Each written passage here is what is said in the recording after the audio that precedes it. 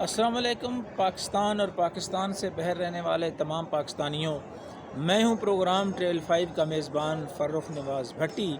और आज बुनियादी तौर पर जो है वो मैं शहर इक़्तिदार में एक बड़े मेगा स्कैंडल के हवाले से जो है वो ओवरसीज़ पाकिस्तानियों को और ख़ास तौर पर डिप्टी कमिश्नर अरफान नवाज़ मेमन, चेयरमैन नैब, DG FIA और दीगर अदारों की जो है वो तवज्जो इस जानब जो है वो मजबूर करवाना चाहता हूँ। पाकिस्तानियों, बड़ी दिलचस्प सूरत हाल ये है कि जो है ओवरसीज़ पाकिस्तानी हमेशा टारगेट रहे हैं, और ये टारगेट कोई किसी और ने नहीं किया। ये वही ख्वाब हैं कि जनाब कमिंग सून के नाम से एडवर्टाइजमेंट चलाई जाती है फेसबुक पर, सोशल मीडिया पर, और फिर उसके बाद जो है अरबों रुपए जो है वो उनकी लूट मार की जाती है और फिर वो लोग यहाँ से गायब हो जाते हैं।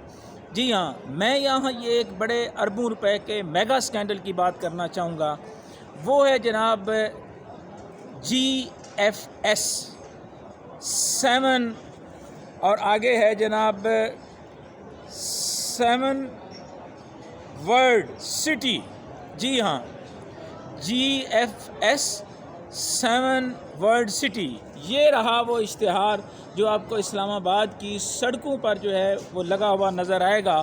और अगर आप ख़ास तौर पर कश्मीर हाईवे पर आएँ तो कश्मीर हाईवे पर इंतहाई इम्पॉर्टेंट जगह जहाँ पे G13 से आगे पुल से आप उतरते हैं तो वहाँ एक बड़े मोहतबर अदारे के ऊपर भी ये बोर्ड जो है वो लगा हुआ है। और इस सारी सूरत हाल में जो सबसे अहम बात यह है कि जनाब ये रजिस्ट्रेशंस के नाम पर 5-5 लाख रुपए डीलर से जो है वो वसूल किए जा रहे हैं। और ये कहा गया कि जनाब देखें, कराची से पेशावर तक जो है वो हम आपको प्लाट दे देंगे, आपको की बड़ी इन्वेस्टमेंट कर देंगे। और ये इंटरेस्टिंग सूरत हाल है कि उस जगह के बारे में या तो फाटा ने तस्दीक नहीं की, क्योंकि मेरी इतलात के मुताबिक और मेरे पास बड़े मुसद्दक़ा सबूत हैं उनके मुताबिक इसके हवाले से जो डॉक्यूमेंटेशंस की गई, जो NOC हासिल करने के हवाले से जो नाम सामने उभर कर आया, वो जनाब साबिक़ वज़ीर आला चौधरी परवेज़ इलाही साहब जो हैं उनके हवाले से तहकीकात करने की ज़रूरत है कि किस तरह इन डॉक्यूमेंट्स की बुनियाद के ऊपर अगर NOC दिया गया है तो कैसे दे दिया गया। ये ग्रीन सिटी हाउसिंग सोसाइटी के नाम से राजा आसिफ इसको चला रहा था, जिसके बड़े मसाइल थे अपनी जगह पर। और उसके बाद जनाब इन्होंने कहा जी कि हमने ज़मीन परचेज़ कर ली है। उस एग्रीमेंट के बाद जनाब एडवर्टाइजमेंट शुरू हो गई। और इंटरेस्टिंग सूरत हाल ये है कि उसी शख्स के ऊपर जो है वो एक FIR का अंदराज भी इन्होंने कर दिया, और इससे इनके तल्लकात का और इनका अंदाज़ा लगाया जा सकता है। पेमेंट शेड्यूल दिया हुआ है और ये सारे का सारा बुनियादी तौर पर गैर कानूनी है।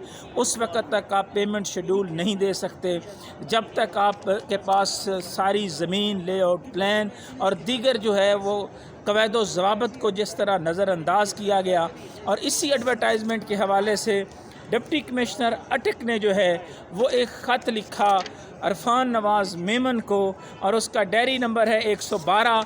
ये रहा वो डायरी नंबर। अगर मैं थोड़ा सा दिखाना चाहूँगा कि जनाब ये मुसद्दक़ा वसूल हुई है ये डायरी, और ये डिप्टी कमिश्नर इस्लामाबाद को वसूल हुई कि जनाब ये साहबान जो हैं ये कहीं और नहीं, ये इस्लामाबाद में बेवलर सेंटर में बैठकर अरबों रुपए का मुबैना तौर पर ये धंधा कर रहे हैं। और उसमें ओवरसीज़ पाकिस्तानी इनका टारगेट हैं। दुबई में, UK में, लंदन में, दीगर ममालिक में जो बैठे हुए हैं, सबसे ज़्यादा जो टारगेट ये कर रहे हैं वो ओवरसीज़ पाकिस्तानियों को कर रहे हैं। और दुबई में सबसे ज़्यादा मार्केटिंग इनकी जारी है। फेसबुक पर आप देखेंगे पूरे इस्लामाबाद में इनके बोर्ड लगे हुए हैं। जनाब किसी ने नहीं पूछा कि हजूर आप इतनी एडवर्टाइजमेंट कर रहे हैं, आपके डॉक्यूमेंट्स पूरे हैं, आप कहाँ से उठ के आ गए। और आपके पास जो है ना FBR भी खामोश रही, बाकी अदारे भी खामोश रहे।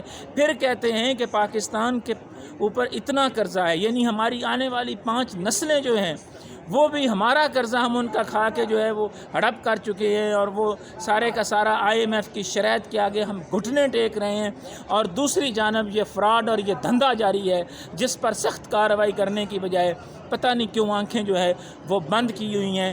اور میں اس پر خاص طور پر یہ جو لیٹر لکھا گیا ہے جناب ڈپٹی کمشنر عرفان نواز میمن کو، اس کی بھی یہ کاپی آپ کے سامنے جو ہے وہ دکھانا چاہوں گا کہ یہ وہ لیٹر ہے جناب جو عرفان نواز میمن صاحب آپ کو لکھا گیا تھا کہ یہ غیر قانونی ایڈورٹائزمنٹ کر رہے ہیں، اس پر کوئی ایکشن نہیں ہوا، اور اس پر جو ہے وہ الگ سے جو انکوائری ہونے کی بجائے اس کے کہ وہ انکوائری ہوتی، وہ اپنی ایڈورٹائزمنٹ اور سارے کا سارا دھندا جاری رکھے ہوئے ہیں۔ مبینہ طور پر منی لانڈرنگ کے حوالے سے تحقیقات وقت کا تقاضا ہے۔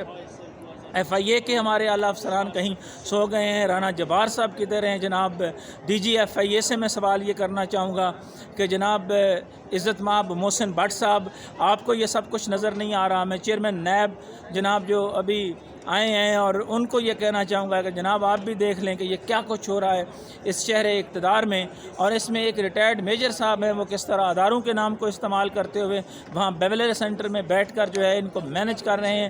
یہ سارے کی ساری اگر جیو فینسنگ کی جائے تو اربوں روپے جو ہے وہ اوورسیز پاکستانیوں کے بچائے جا سکتے ہیں۔ میرے پاس جو مصدقہ ثبوت ہیں میں متعلقہ اداروں کو دینے کو بھی تیار ہوں، اور میں ایک دفعہ پھر وزیر اعظم سے بھی اور دیگر لوگوں سے بھی ضرور یہ کہوں گا جو تمام پارلیمان میں بیٹھے ہوئے ہیں کہ حضور کم از کم اس طرف توجہ دیجیے گا، اور نور عالم صاحب جو چیئرمین پبلک اکاؤنٹس کمیٹی ہیں اور بڑی بڑکیں بھی مار رہے ہیں، ان سے بھی کہوں گا کہ حضور ایک نوٹس ادھر بھی کریں، ادھر دیکھیں کہ کیا کچھ ہو رہا ہے، اور اگر یہ سب کچھ اوورسیز پاکستانیوں کا لوٹ کر چلے جائیں گے تو پھر ڈبل شاہ کی طرح، یا پچھلے دنوں جو ایک اور ایپس پہ جو ہے وہ لوگوں کے کروڑوں نہیں اربوں روپے جو ہے وہ لے کے پارٹیاں غائب ہو گئیں، تو پھر جا کر آپ جاگیں گے؟ کب جاگیں گے؟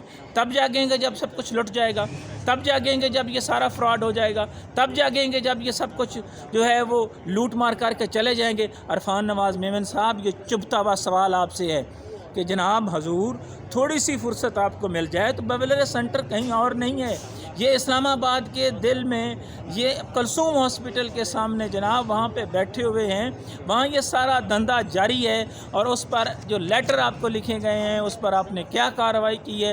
یقینی طور پر اس پر جواب آنا چاہیے۔ اس پر مزید جو ہے وہ میں ولاگ بھی کروں گا، پرنٹ میڈیا پہ بھی یہ سارے اسکینڈل کو سامنے لے کر آؤں گا تاکہ اوورسیز پاکستانیوں کا پیسہ جو ہے یہ بچایا جا سکے۔ انہی خیالات کے ادار کے ساتھ کوفہ مزاج شہر اقتدار سے فرخ نواز بھٹی کو اجازت دیجیے۔ اللہ حافظ۔